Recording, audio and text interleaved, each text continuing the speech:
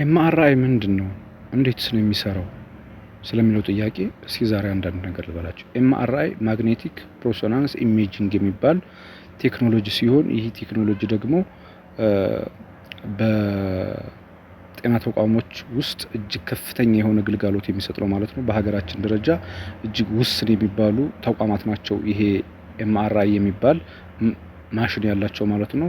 በጣም ዋጋውም ውድ ነው።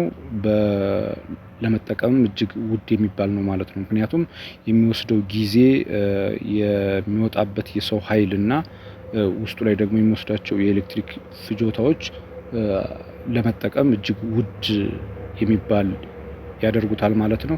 ይህ ማሽን እንዴት ነው የሚሰራው በምንልበት ሰዓት ቴስላ የሚባል ዩኒት አለው ማለት ነው። ወይም መለኪያው የማግኔቲክ መጠኑ የሚለካው ቴስላ በሚባል ዩኒት ነው ማለት ነው።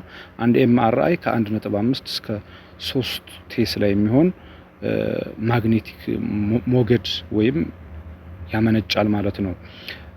እንዴት ነው ደግሞ የሚሰራው በምንልበት ሰዓት እንግዲህ ሰውነታችን አብዛኛው የሰውነታችን ክፍል ፈሳሽ ነው። ይሄ ፈሳሽ ደግሞ ምን አለው ማለት ነው? የሃይድሮጅን አተሞች አሉት ማለት ነው። እነሱን አተም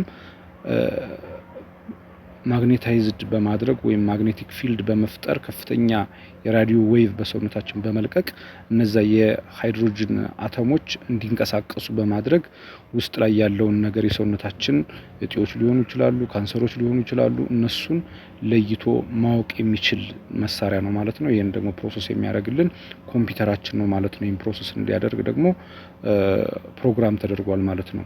ስለዚህ ይሄ ማሽን ደግሞ በሚሰራበት ሰዓት ከፍተኛ የሆነ የማግኔቲክ ፊልድ ይፈጠራል ማለት ነው።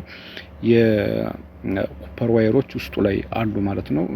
ከፍተኛ የሆነ የማግኔት ሞገድ የሚለቁልን እነሱ የማግኔት ሞገድ በሚለቁበት ሰዓት አንዳንድ ተጠቃሚዎች ለዶክተሮቻቸው ምን ማድረግ አለባቸው ማለት ነው። ለምሳሌ እግራቸው ላይ ብረት የተገጠሙላቸው ውስጥ ላይ በቡለን የታሰሩ ስብራት ምናምን በሚያጋጥም ሰዓት እንደዚህ አይነት ያለባቸው ሰዎች ወደዚህ ማሽን ከመግባታቸው በፊት ለዶክተሮቻቸው ማሳወቅ አለባቸው። ካልሆነ ግን እነዛም ብረቶች ወዲያው ነቅሎ ነው የሚያወጣቸው ማለት ነው።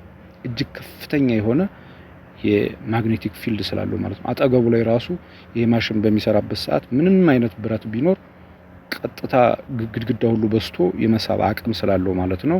እና ይሄንን ጥንቃቄ ልናደርግ ይገባል። አንድ ኤምአርአይ ማሽን ከ15 እስከ 60 ደቂቃ የሚሆን ሊፈጅበት ይችላል ማለት ነው።